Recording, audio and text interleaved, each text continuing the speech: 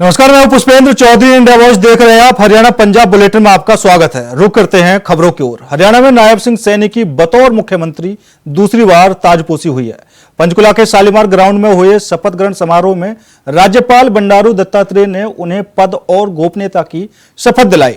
इस दौरान खुद प्रधानमंत्री नरेंद्र मोदी समेत बीजेपी के बड़े नेता और मुख्यमंत्री शामिल हुए। अनिल विज ने समेत 13 विधायकों ने मंत्री पद की शपथ ली। इस दौरान सैनी की कैबिनेट में जाति समीकरण का पूरा ख्याल रखा गया। इस अवसर पर पीएम मोदी, केंद्रीय मंत्री राजनाथ सिंह, अमित शाह समेत बीजेपी और एनडीए के सहयोगी दलों के शासित राज्यों के मुख्यमंत्री मौजूद रहे। इस शपथ ग्रहण कार्यक्रम में हजारों लोग शामिल हुए।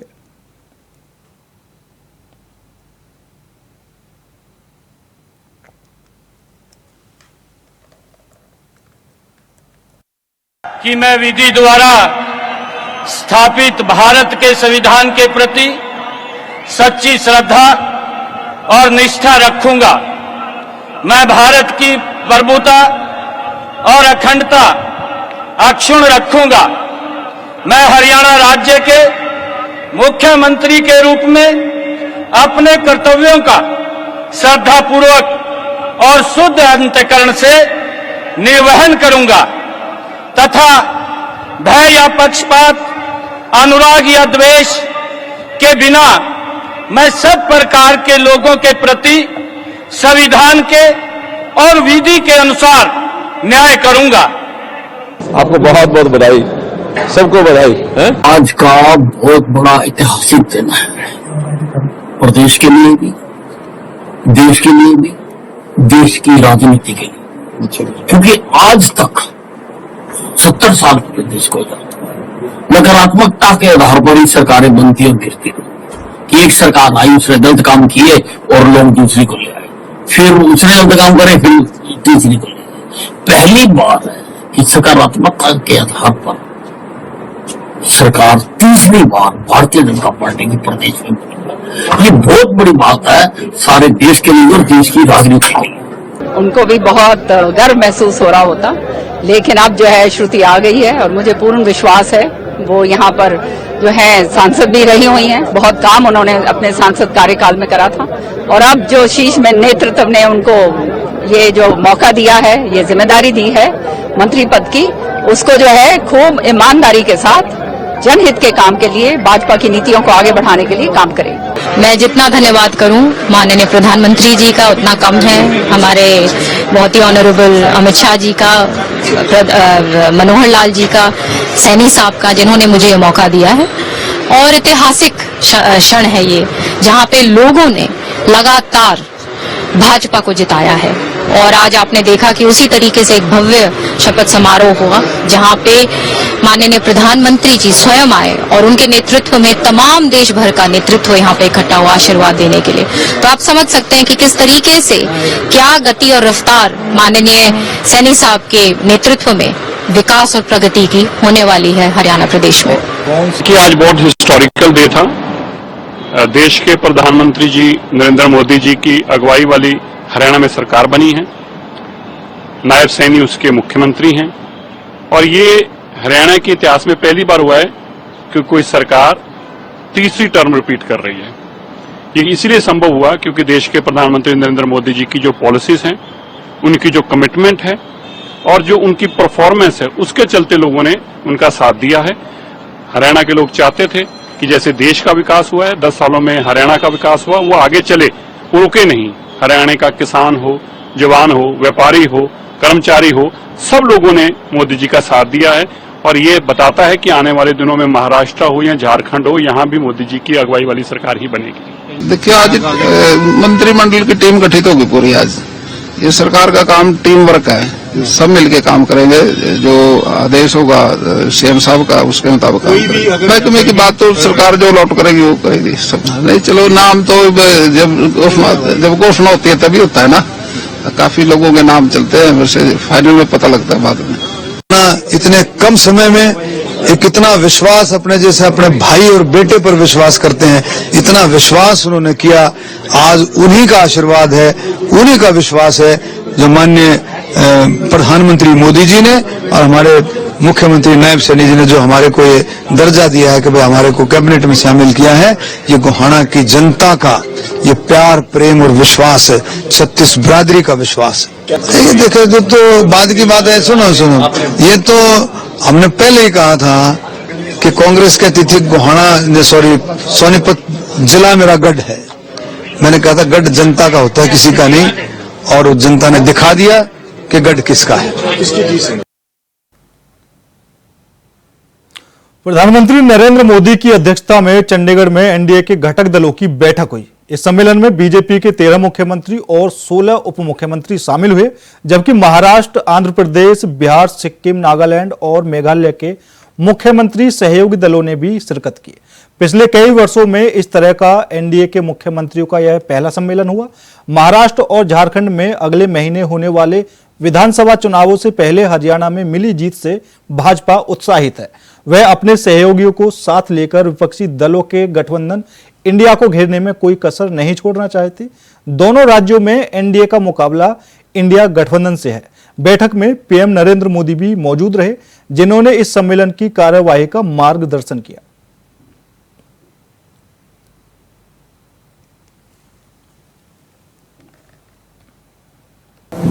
हम ये कहना चाहते हैं कि प्रधानमंत्री जी ने इस बात पर जोर दिया, बल दिया कि लोगों को गवर्नेंस से उनकी समस्याओं का सॉल्यूशन होना चाहिए, और जो प्रशासन है उसकी मूल अवधारणा में जो उसकी स्पिरिट है वह इस बात पर निर्भर करती है कि हम लोगों के ग्रीवेंसेस को किस तरीके से रिड्रेसल करते हैं।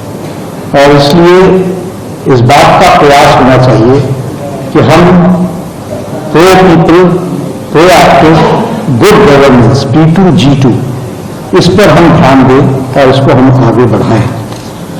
इसी दृष्टि से आज 17 मुख्यमंत्री और 18 deputy chief ministers council of ministers में एनडीए के अलायंस में इस मीटिंग में इकट्ठा आए। इसमें सबसे महत्वपूर्ण बात यह है कि 1975 के पश्चात नॉन कांग्रेस गवर्नमेंट की प्रेजेंस इतनी भारी मात्रा में जो देश के विकास के लिए और देश को प्रगति की ओर ले जाने के लिए जिन लोगों ने आगे बढ़ने का जो प्रयास किया है वो आज इस काउंसिल ऑफ मिनिस्टर्स में हम लोगों को देखने को मिला है। एक बहुत बड़ी संख्या में नॉन कांग्रेस फ्रंट, जिसे हम एनडीए कहते हैं, राष्ट्रीय जनतांत्रिक गठबंधन कहते हैं, उसकी प्रेजेंस देश की प्रगति के साथ किस तरीके से आगे बढ़ रहा है उसकी ये काउंसिल जीती जागती मिसाल है। कुल मिलाकर इस कॉन्फ्रेंस में 6 प्रस्तावों पर चर्चा हुई और सर्वसम्मति से प्रस्ताव पारित किए गए। पहला प्रस्ताव जो महाराष्ट्र के मुख्यमंत्री सम्माननीय एकनाथ शिंदे जी ने रखा वह है हरियाणा का जो जीत प्रधानमंत्री मोदी जी की नीतियों के कारण और जिस तरीके से हरियाणा के चुनाव में झूठ को फैलाने का विपक्ष ने प्रयास किया था, इंडिया अलायंस ने प्रयास किया था, उसको मुंहतोड़ जवाब मिला है।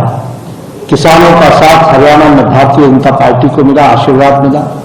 नौजवानों का साथ भारतीय जनता पार्टी को मिला, खिलाड़ियों का साथ भारतीय जनता पार्टी को मिला और आम नागरिक ने बढ़ चढ़ करके हिस्सा लिया और हमारा सीट शेयर भी और हमारी सीट टैली भी दोनों भी हमारी बढ़ी और 2019 को सरपास किया। इस पर सर्वसम्मति से प्रधानमंत्री मोदी जी को धन्यवाद दिया गया और बधाई के साथ हरियाणा की जनता को साधुवाद और धन्यवाद दिया गया कि उन्होंने जो आशीर्वाद भारतीय जनता पार्टी को दिया है। एक प्रस्ताव आदरणीय राजनाथ सिंह जी, भारत के रक्षा मंत्री, उन्होंने रखा। वह प्रस्ताव था कि हम संविधान का अमृत महोत्सव मनाएंगे। 2025 संविधान को लागू हुए 75 साल हो जाएंगे और इसलिए उसमें छोटे बड़े कार्यक्रम मिलाकर हम संविधान वर्ष अमृत महोत्सव बनाएंगे और अमृत वर्ष मनाएंगे और उसके दृष्टि से संविधान की बारीकियों पर किस तरीके से देश में संविधान आगे बढ़ा है और उनके विषयों को जनता को जागृति कराने का काम करेंगे। रक्षा मंत्री राजनाथ सिंह ने ट्वीट करके नायब सिंह सैनी को मुख्यमंत्री बनने पर शुभकामनाएं दी। उन्होंने कहा कि नायब सिंह सैनी को दोबारा हरियाणा के मुख्यमंत्री पद की शपथ लेने पर हार्दिक बधाई। मुझे विश्वास है कि प्रधानमंत्री नरेंद्र मोदी की प्रेरणा से सैनी जी के नेतृत्व में जीत हरियाणा प्रदेश की जनता की आकांक्षाओं को पूरा करने और विकास को नई ऊंचाइयों देने के लिए शुभकामनाएं।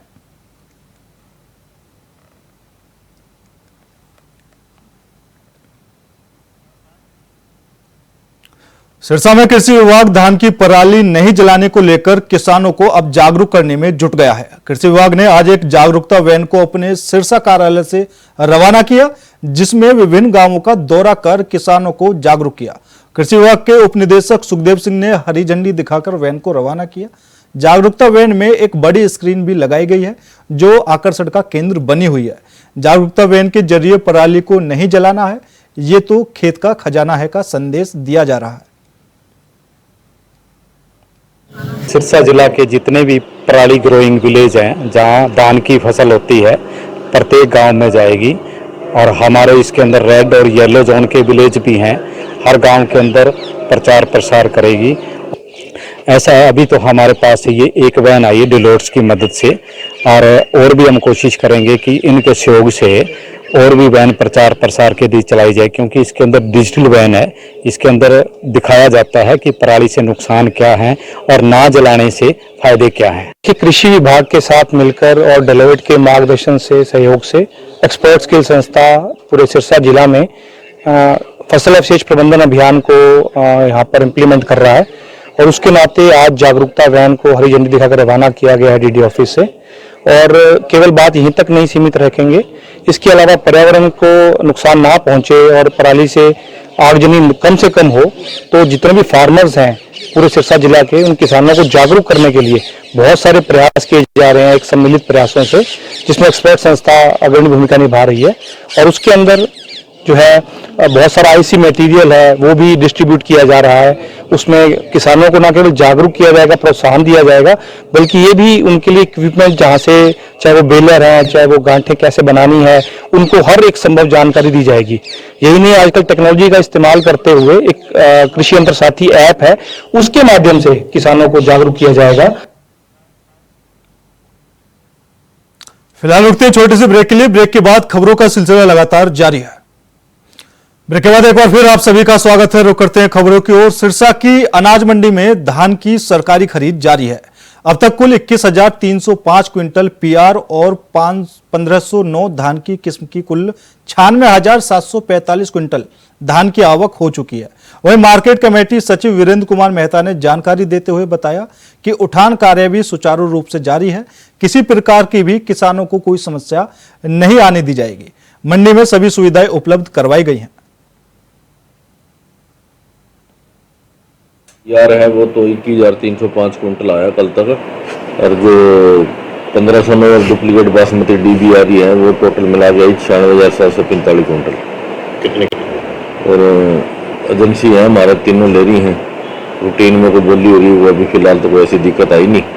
और किसानों को हमने ये हिदायत दी है अपना माल छुपा के लाएं, मंडी के अंदर कोई दिक्कत ना आए आपको किसी तरह की। बाकी पानी की, बिजली की सारी व्यवस्था सही है। फिर भी कोई फोन आ जाता है, कोई दिक्कत आती है तो उसे तुरंत रिमूव करा दिया जाता है। फिलहाल अभी तक कोई ऐसी कोई कंप्लेंट आई नहीं किसी तरह। उसमें अभी तक कोई दिक्कत नहीं है, जितना माल आ रहा है उतना टोकन कट रहा है। जो मेरी फसल मेरे ब्यूरो पे रजिस्टर्ड है ना, तो वो कट रहा है। साइबर सिटी गुरुग्राम में रिश्तों को तार तार कर देने वाला मामला सामने आया है, जहां एक युवक ने अपनी पत्नी के साथ अवैध संबंध होने के शक के चलते अपने ही 15 वर्षीय चचेरे भाई को मौत के घाट उतार दिया। आरोपी ने अपने साथी के साथ मिलकर पहले तो नाबालिग को नशे का इंजेक्शन लगाया और फिर रस्सी से उसका गला घोंटकर मौत के घाट उतार दिया। पुलिस ने मामले की तफ्तीश करते हुए नाबालिग की हत्या करने वाले 2 आरोपियों को कल मंगलवार को रेवाड़ी से गिरफ्तार कर मामले का खुलासा कर दिया। ये अपने 26 सितंबर को सुभाष ने थाने में जाके पटौदी थाने में एक लड़का आपने बताया कि ऐसे ऐसे उसके बेटे की डेड बॉडी पड़ी है जिसपे कि मर्डर केस FIR लॉन्च की है, और फिर ये अपने उसके बाद में थाना पटौदी में मर्डर केस की FIR रजिस्टर्ड हुई है, और फिर ये केस CIA फरूखनगर में ट्रांसफर हुआ है। उसके बाद में हमारे PSI जो इंचार्ज है CIA फरूखनगर, उन्होंने केस इन्वेस्टिगेट किया और इसके अंदर 2 एक्यूज अरेस्ट किए हैं, जिनमें एक का नाम अमित है, दूसरा तरुण उर्फ जॉनी। तो जिनसे पूछताछ की, जिन्होंने बताया कि ऐसे ऐसे तुषार को हम घर से लेके गए थे शाम को 7:30 बजे, और उसको खलीलपुर से दिलावास रोड पे ले जाके पहले उसको नशे का इंजेक्शन दिया है, और नशे का इंजेक्शन देने के बाद फिर उसकी रस्सी से गला दबाकर उसकी मौत कर दी थी। जो इसके अंदर ऐसा था, जो तुषार था वो करीब 15 साल का था, और जो इसके अंदर अमित है मेन एक्यूज्ड, वो ये आपस में कजन है। तो ये जो अभी पूछताछ में ये बताया कि ये तुषार उसके अपने अमित की वाइफ को मैसेज वगैरह किया करता था, तो यही रंजिश थी आपस में उनकी। साइबर सिटी में पिछले कुछ दिनों से रंगदारी वसूले जाने के मामले लगातार बढ़ रहे हैं। गुरुग्राम पुलिस को एक सूचना मिली थी कि जिसमें शिकायतकर्ता ने बताया कि बीती 5 अक्टूबर को जब वो लोग सेक्टर 82 में अर्थ वायरिंग का काम कर रहे थे, तब 2 बदमाश वहां पहुंचे और उन्हें काम करने की एवज में पैसे देने के लिए कहा। पैसे ना देने पर अंजाम भुगतने की धमकी दी और एक पर्ची फेंककर फरार हो गए, जिस पर कार्यवाही करते हुए मानेसर की क्राइम टीम ने नकडोला में एक फार्म हाउस पर देर रात छापा मारकर 6 बदमाशों को गिरफ्तार कर लिया।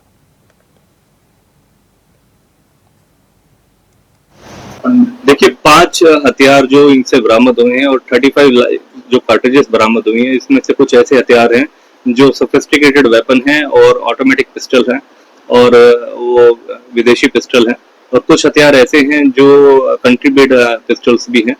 तो इसके बारे में संपूर्ण जानकारी इकट्ठी करी जा रही है, और जिस तरीके से पुलिस रिमांड के दौरान इनसे ये जानकारी ली जाएगी कि कहाँ से प्रोक्योर करें, कहाँ से इनको हासिल करा गया। कहाँ से गिरफ्तारी हुई है? नफरोला में एक जगह है, वहीं से इनकी अरेस्टिंग करी है, क्योंकि ये धीरज नफरोला से ही बिलोंग करता है, और बेसिकली ये मुख्य सरगना है, और अपनी ही एक पर्टिकुलर प्रेमाइसिस के अंदर ये जितने भी लड़के थे इनको इकट्ठा करके ये योजना बना रहे थे। और उस योजना के संबंध में जिस प्रकार से जैसे पुलिस को सूचना प्राप्त हुई, पुलिस ने तुरंत प्रभावी कार्रवाई करते हुए, खासकर मैं प्रशंसा करना चाहूंगा हमारे जो इंचार्ज मानेसर हैं, उनकी कार्यशैली को देखते हुए, कुशलता के चलते हुए इस पूरे गैंग को मौके पर ही पकड़ा गया, वरना किसी संगीन वारदात को गुड़गांव में अंजाम दे सकते थे। Thank you. हरियाणा के नवनिर्वाचित मुख्यमंत्री नायब सिंह सैनी ने ट्वीट किया है। उन्होंने ट्वीट करके कहा कि सबसे पहले हरियाणा के विकास और पुनर्निर्माण को गति देने वाले जनादेश के लिए अपने 2,84,00,000 परिवारजनों का हृदय से आभार। मुझ जैसे सामान्य परिवार से आने वाले कार्यकर्ता को हरियाणा का प्रधान सेवक बनने का अवसर देने के लिए मैं प्रधानमंत्री नरेंद्र मोदी का आभारी हूं। प्रधानमंत्री जी, हरियाणा के प्रति आपका विशेष स्नेह हमें निरंतर परिश्रम करने की असीम ऊर्जा देता है। आपके प्रेरणादायी नेतृत्व में हरियाणा नित नई ऊंचाइयों को छू रहा है।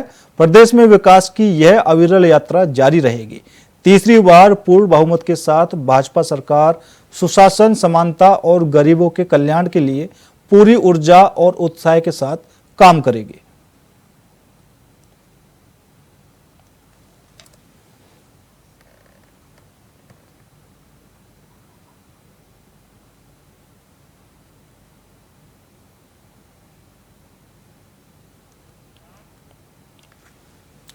पटियाला में भगवान वाल्मीकि की शोभा यात्रा निकाली गई, जहां शहर के अलग अलग स्थानों पर शोभा यात्रा निकाली गई और शहरवासियों ने मंच बनाकर भगवान वाल्मीकि की शोभा यात्रा का फूलों से स्वागत किया और जगह जगह लंगर भी लगाए गए। भगवान वाल्मीकि जी के स्थान शोभा यात्रा में हर पार्टी के प्रतिनिधि एक ही स्थान पर मौजूद रहे, चाहे बीजेपी से परनीत कौर हो, कैबिनेट मंत्री डॉक्टर बलवीर या पूर्व ADGP law and order Gurinder Dhillon एक साथ देखे और मानवता के नाम पर संदेश दिया।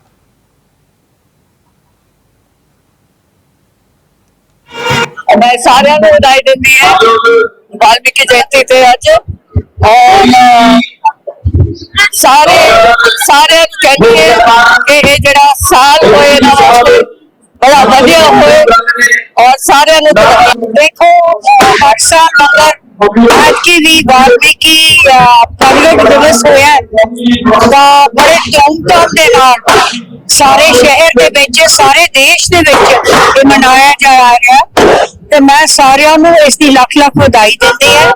ਅੱਜ ਸ਼ੋਭਾ ਯਾਤਰਾ ਨਿਕਲੀ ਹੈ, ਕੱਲ ਨੂੰ ਵੱਡਾ ਦਿਨ ਹੈਗਾ, ਤਾਂ ਮੈਂ ਇਹਨਾਂ ਦੀ ਇਸ ਖੁਸ਼ੀ 'ਚ ਇਹਨਾਂ ਦੇ ਇਸ ਦਿਵਸ ਦੇ ਉੱਤੇ ਆਪਣਾ ਹਿੱਸਾ ਪਾਉਣਾ ਹੈ।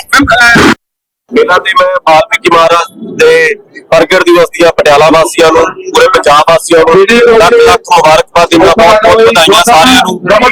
ਬਹੁਤ ਸੋਹਣੇ ਪ੍ਰੋਗਰਾਮਾਂ 'ਚ ਪਟਿਆਲਾ ਸ਼ਹਿਰ ਵਿੱਚ ਜਿਹੜੀਆਂ ਸ਼ੋਭਾ ਯਾਤਰਾ ਜਿਹੜੀ ਚੱਲ ਰਹੀ ਹੈ, ਸਾਰੇ ਆਪਣੀ ਆਪਣੀਆਂ ਸੰਸਥਾਵਾਂ ਵੱਲੋਂ ਸਾਰਿਆਂ ਨੇ ਬਹੁਤ ਸੋਹਣੀਆਂ ਸਟੇਜਾਂ ਲਾ ਰੱਖੀਆਂ ਨੇ ਤੇ ਸਾਰਾ ਬਹੁਤ ਵਧੀਆ ਉਪਰਾਲਾ। ਮੈਂ ਸਾਰਿਆਂ ਨੂੰ ਇਹ ਕਹਿਣਾ ਚਾਹੁੰਦਾ ਕਿ ਜਿਹੜੇ ਕਿ ਮਹਾਨ ਵਾਲਮੀਕੀ ਮਹਾਰਾਜ ਜੀ ਜੋ ਉਹਨਾਂ ਦਾ ਉਪਦੇਸ਼ ਜਿਹੜੇ ਦਿੱਤੇ ਜਾਂ ਉਹਨਾਂ ਨੇ ਸਿੱਖਿਆ ਦਿੱਤੀਆਂ ਵਾ, ਉਹਨਾਂ ਦੇ ਸਾਰੇ ਰਸਤੇ ਤੇ ਚੱਲਣਾ ਚਾਹੀਦਾ ਤੇ ਬਹੁਤ ਸੋਹਣਾ ਪਰਮਾਤਮਾ ਦੇ ਵਾਲਮੀਕੀ ਮਹਾਰਾਜ ਇਹੀ ਕਹਿੰਦੇ ਵੀ ਜੋ ਉਹਨਾਂ ਦੇ ਆਸ਼ੀਰਵਾਦ ਬਣਾਈ ਰੱਖੇ ਸਾਰਿਆਂ ਤੇ। ਇੱਕ ਵਾਰੀ ਫੇਰ ਸਾਰੇ ਮੈਂ ਪਟਿਆਲਾ ਨਿਵਾਸੀਆਂ ਨੂੰ ਤੇ ਪੂਰੇ ਪੰਜਾਬ ਵਾਸੀਆਂ ਨੂੰ ਵਾਲਮੀਕੀ ਦੇ ਪ੍ਰਗਟ ਦਿਵਸ ਦੀਆਂ ਬਹੁਤ। पटियाला में अनाज की बिक्री और पंजाब सरकार की तरफ से लिफ्टिंग न होने से नाराज किसानों ने हाईवे को जाम कर दिया। वहीं हरिंदरपाल सिंह चन्नू माजरा ने पंजाब सरकार के ऊपर प्रशासन के खिलाफ आरोप लगाए। हरिंदरपाल सिंह चन्नू माजरा ने कहा कि पंजाब सरकार की तरफ से पहले ही केंद्र सरकार के मंत्रियों से बात करनी चाहिए थी।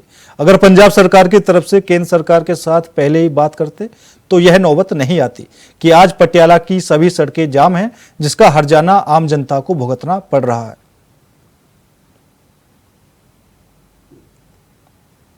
ਸਮਾਂ ਸੀ ਤਿਆਰੀ ਦਾ ਮਤਲਬ ਅੱਜ ਤੋਂ ਕਈ ਮਹੀਨੇ ਪਹਿਲਾਂ ਅਸੀਂ ਪ੍ਰੈਸ ਕਾਨਫਰੰਸ ਕਰਕੇ ਪ੍ਰੋਫੈਸਰ ਕਿਰਨ ਸਿੰਘ ਚੰਦੂ ਮਾਜਰਾ ਸਾਹਿਬ ਨੇ ਇਹ ਗੱਲ ਅਸੀਂ ਪਹਿਲਾਂ ਹੀ ਅਗਾਹ ਕਰਤਿਆ ਸੀ ਵੀ ਆਉਣ ਵਾਲਾ ਸੀਜ਼ਨ ਬੜਾ ਚੁਣੌਤੀਪੂਰਵਕ ਹੋਊਗਾ, ਤੁਸੀਂ ਇਹਦੇ ਲਈ ਆਪਣੇ ਯਤਨ ਕਰੋ, ਆਪਣੀ ਜ਼ਿੰਮੇਵਾਰੀ ਨਿਭਾਓ।